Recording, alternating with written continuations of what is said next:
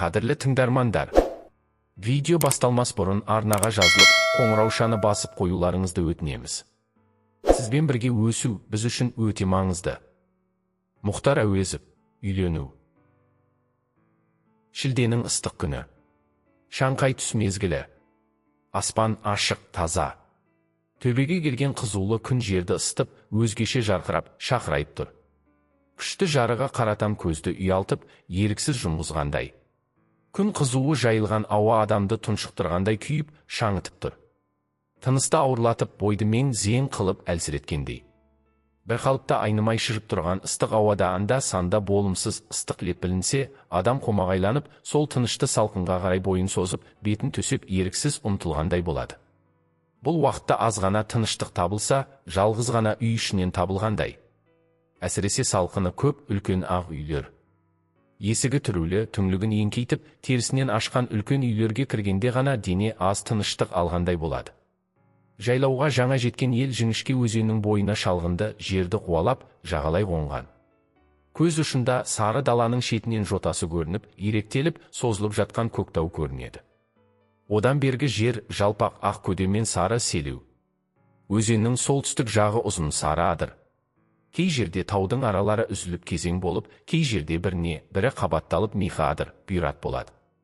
Өзен осы адырды кенерлеп, таумен бірге айырылып ағады. Сары дала, сары адырдың арасындағы Жіңішке өзен екі жағасындағы көк жиектенген шалғынымен, жағалай қонған ақ ауыл жыбырлаған неше түлік малымен, әр жерден бұраңдап аспанға шығып жатқан көкшіл түтінімен бір қалыпты дүниенің ажарын ашып, сырт көзге көркейтіп тұрғандай. Өзен бойындағы ауылдардың күнбатыс жағындағысы Байбосын қажының ауылы. Бұл ауыл өзгелерден артығырақ күйіздегендей, өзеннің суы жалпақ шалғыны мол жеріне қонған. Және бір жағынан ешкімді қондырмаған сияқты, өрісті мол қылып, беті ашықта оқшау отыр. Ауыл 11-12 үй. Бұлардың төртеуі үлкен ақ үйлер. Бірі байдың өз үйі, екеуі балаларынікі, төртіншісі жаңа киізден істелген, сыртын манатпен ойылаған 5 қанат ақ отау ұзатылатын қыздың үйі. Ауылдағы қалған үйлердің көбі кішкене, 3-4 қанат жыртықтау қара үйлер. Малшы, қосшының үйлері. Ауылдан 200 қадамдай жерге қағылған көгалдағы үлкен желіде амалсыздан жатқан байлаулы құлындардан басқа ірі жылқы жоқ. Бәрі де өзенге түсіп, 2-3 жерге топтанып үйіздеп тұр. Әншейінде шыдамды жылқы дәл бұл уақытта ыстықты шын ауырлап, мен-зең болып тұрғандай. Бұлардың ыстықтан мазасы бір кетсе, ызыңдап ұшқан, тынымы жоқ көкбас сона, бөгіліктен тағы тыныштығы кетіп, суды аяқтарымен шылпылдатып, құйрығымен екі жағын сабаланып, тыным ала алмай тұр. Ыстық суыққа бірдей шыдамы жоқ сиырлар даладан оқыра қуып келсе, ауылда да тыныштық таба алмай аласұрып жүр. Анда-санда тыныштық алай десе де, сәйгелдің бір қалыпты ызыңы естілгенде, көз аларып, құйрығын шаншып, жан жаққа бытырай жөнеліп, құтырғандай жосиды.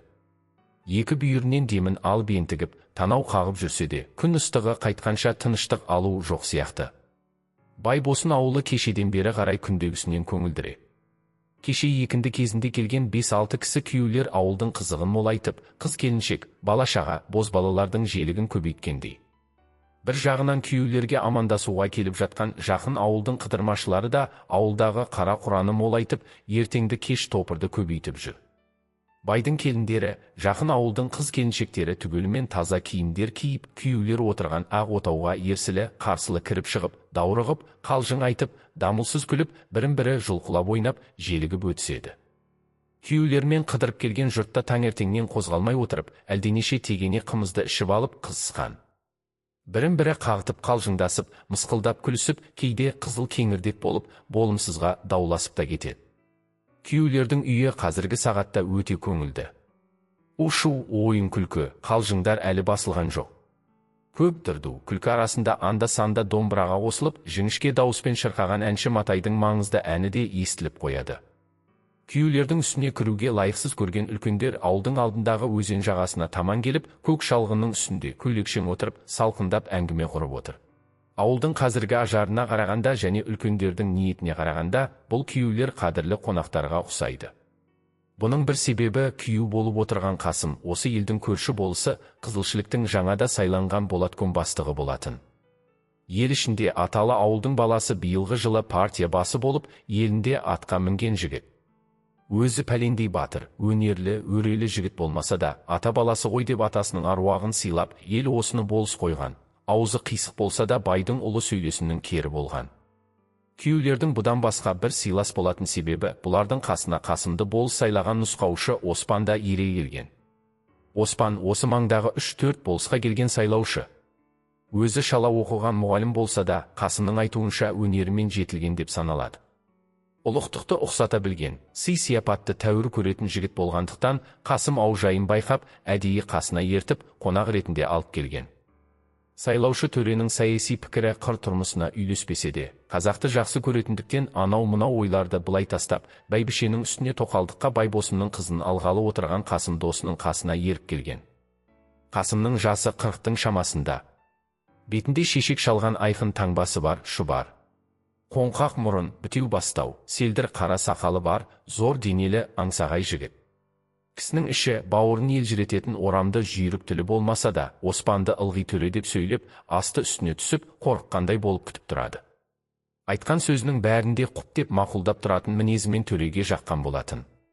Оспан бұл мінездерін қазақтың қонақшылдығы, мырзалығы, кеңдігі деп сүйген еді.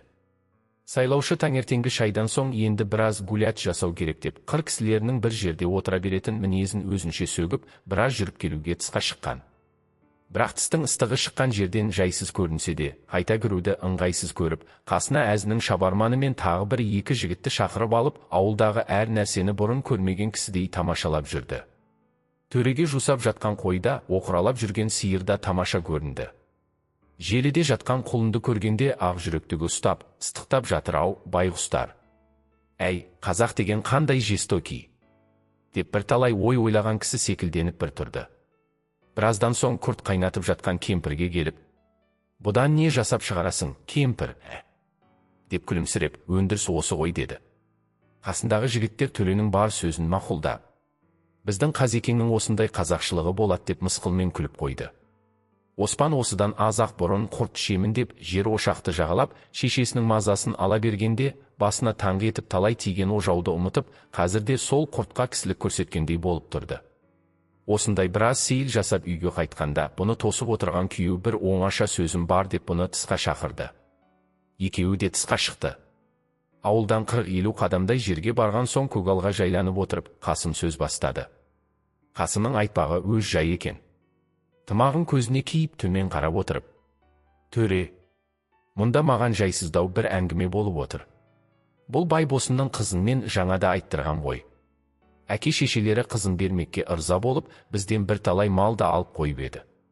Енді бұл уақытқа шейін айғарап жүрді ме, білмеймін, қызы, қатын үстіне тимеймін, ырза емеспін, бостандықтың заманы, өзімнің көңілім сүйген кісіге тиемін. Оның жасы да үлкен», деп айтады дейді. Әлі бұл сөз әкелерінің құлағына тимеген болса керек. Жаңа жеңгесі келіп, осыны айтып кетті. «Сайлаушыға айтамын, басыма бостандық аламын, сотқа барамын», деп айтады дейді. Сонымен кешеде, бүгінде біздің қасымызға шақыртсам да келмей отыр, бармаймын, деп айтады дейді. Атанасы батасын айтып, қызын беруге ырза болған. Құйрық бауыр жесіп құда болғанбыз. Оның үстіне мінеки сізге сый көрсетемін деп, әдейі өзіңізді ертіп келіп отырмын. Осыны қалай дейсіз? Қашқаның да, қуғанның да тірегі сізсіз ғой. Арыз беремін деп отырғаны сіз екенсіз. Лайық көрсеңіз, өзіңіз соны сөйлесіп, ақымақты қылма десеңіз қайтеді. Сіздің сөзіңізге тоқтайды ғой. Оспан аз ойланғансып отырып шімірікпестен, «Жарайды, мен сөйлесейін. Мұнысы қисынсыз екен. Қанша бостандық дегенмен, қазақтың қазақшылығына лайықсыз жұмыстың орны жоқ қой», деді. Қасым көңілденіп күліп, «Төре, ау, тіпті енді декретіңде күйеуі келіп отырған қызда бұзылсын деген бе? Мұнысын қойғызыңыз», деді. Жігіттер осы ретте сөздерді тағы біраз сөйлескен соң, түрегелісіп үйге қарай жүрді. Оспан сол бетімен барып қызбен сөйлеспекші болды. Қалыңдық бұлар отырған үйге келмегендіктен, пішінін Оспан әлі күнге көрмеген болатын. Төре күйеулердің үйінен өтіп, қыз отырған кіші отаудың жанына тақалғанда, қалтасынан тарағын алып тыста тұрып шашын тарап, қоразданып, қақырынып үйге кірді. Үй оңаша екен. Оң жақтағы биік төсектің алдында машинамен іс тігіп Қасымның қалыңдығы Жәмила жалғыз отыр. Басында оқалаған қара тақиясы жаңа тараған қара шашына бетінің ақ түсіне жарасып тұр. Бетінің ұшындағы жұқалаң қызылы, аз ғана күлімсіреп тұрған мөлдір қара кезі, кішілеу қырлы мұрны бір көрген жерден-ақ Жәмиланың сұлулығын білдіріп тұр еді. Орта бойлы, толықтау денесіне киген ақ көйлегі, жасыл пүліш кәмзәлі де ешбір мінсіз болып жарасқан. Оспан қыздың сұлулығына таңғалғандай болып, көрген жерден көңілі құрметтегісі келгендей болды. Бұл төрге шығып отырып амандасқанда, Жәмила аз бұрылып, көзінің құйрығымен қарап, ешбір қымсынбаған пішінмен шүкір деп ақырын ғана жауап қайырды. Оспан қалжыңдаған болып, әртүрлі сөздің басын айтып аз отырған соң келген сөзіне көшті. Қыз мойнын бұрып, таңданған пішінмен жас жігітке қарап отыр. Оспан сөзінің басын ұғымсыз қылып, қайта-қайта бөгіліп сөйлеп, аяғында: «Атанаңыз атастырып қойған екен. Я, оның үстіне күйеуіңіз бір елдің болысы, ұлығы. Ендігі тимеймін дегеніңіз лайық бола ма? Я, мен бұл сөзді тастауыңызды сұраймын», деп қызға қарап себепсізден күлімсірей келіп, ақырында мырс етті. Жәмиланың өңінде жігіттің сөзі әсер бермегендігі білініп тұр. Ол Оспанның сөзін естіп болған соң, ақырын езу тартып күліп, жігіттің бетіне тура қарап отырып: «Осы өзіңіздің ойыңыздағы сөзіңіз бе? Жоқ, Қасымға еріп келген соң жолдастығын ақтайын деп айтып отырсыз ба?» деді. Оспан басында не айтарын білмей қысылыңқырап қалып, артынан әлденеден рахымы түскен пішінмен күліп: «Әйтеуір айттым ғой, әуелі менің сөзіме жауап беріңізші», деді. Қыз: «Өзгенің жөні бір басқа. Жалғыз-ақ сіздің жеңгетай болғаныңыз қисынсыз емес пе? Әйелге бостандық әперетін сіздер десек, өзіңіз бұны айтқаныңыз дұрыс па?» деп кінәлаған кісінің пішінімен Оспанға тағы қарады. «Оспан, сіз мені жеңгетай деп обижат етесіз, мен оныңызға ренжимін», деді. Қыз күлімсіреп: «Олай болса, жөніңізге көшіңіз. Өзіңіздің жастығыңызға, орныңызға, түсіңізге қарағанда осы сөз лайық па, соны ойлаңыз», деді. Оспан бұл сөзге келгенде біржолата жеңіліп, кінәлі болған кісіше төмен қарады. Қыздың ірге бермеген ашықтығы мен шешендігі жігітті жеңді. Бірақ бұдан төренің көңіліне ашу мен намыс кірген жоқ. Қайта қызға қатты сүйсінгендей, ішінен құрметтеп, көңілі басқа жаққа қарай ауа бастады. Соңғы бір-екі сөз өз көңілін оятып, күтпеген жерден болымсыз үміт туғызғандай болды. Қыздың пішіні, мінезі, барлық сөзі де жігітке әбден жақты. Бұл уақытта Жәмила да оқыған жігіт дегенді жаңа көргендіктен, бұған өзгеше көңілмен қарап, орысша сәнді киінген киіміне, қызыл шырайлы сүйкімді пішініне айрықша көңіл бөлгендей болды. Жас жігіттің ажарлы пішіні мұның да әртүрлі сезімін оятқандай еді. Енді үміт пен күдіктің арасында алысып отырған шыдамсыз күйеуді ұмытып, сайлаушы төре өз әзілінің жарастығын іздей бастады. Қыздың соңғы сөзінің бетімен бірталай сөйлесіп отырған соң, екеуі біріне-бірі үйір болып, әбден таныс болған кісілердің қалпына келді. Аяғында қыз сөзінің көбі Оспанның үмітін әбден нығайтқан соң, қырдағы мүсіні тәуір әйелдің бәріне істеп жүрген дағдылы машығына салып, төре белгілі тілек айтуға ауысты. Көптен қалжыңмен жағалатып айтып отырған сөзінің бетін ашты. Қыз бұл жерде де қысылған жоқ. Көп естіген сөзінің бірі екендігі жауап ретінде жымиған күлкісінен білініп тұр еді.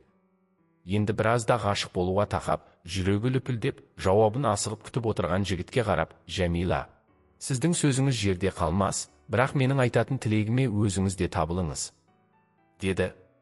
Оспан бұл жерде шыдап отыруға шамасы келмей, қыздың қасына барып, қолынан ұстап, бір қолымен мойнынан құшақтап, бетінен сүйіп алды.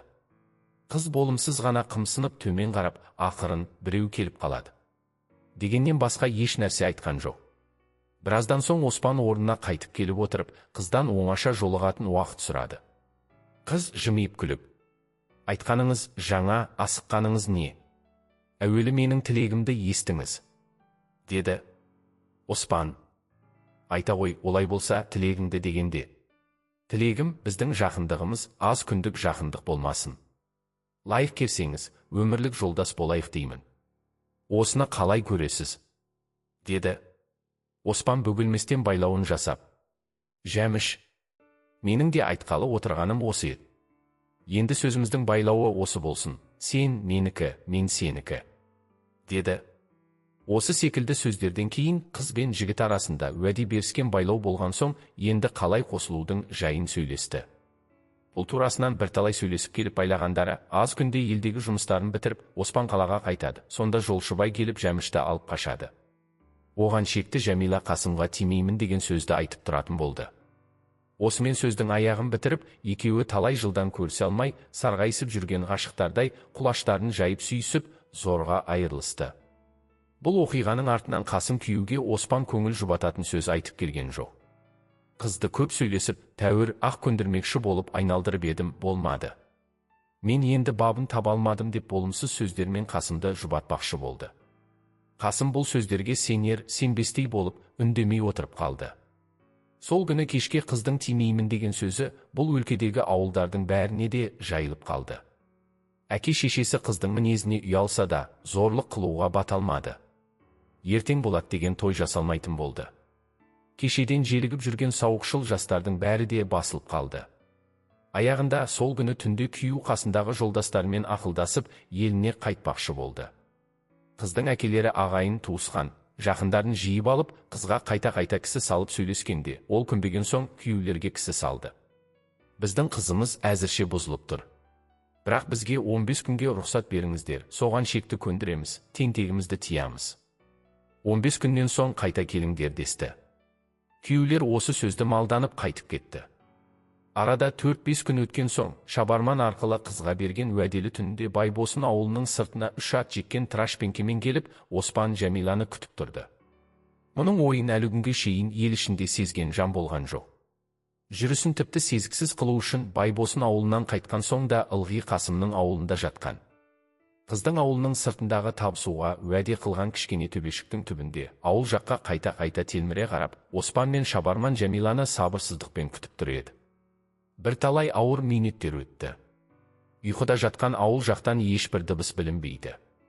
Сабырсыз жігіттердің қадалып қараған көздеріне жұлдыз, жарық болып тұрған қараңғы түнде, кейде түрегелген ірі қараның бәрі де келе жатқан кісі секілденіп көрінді.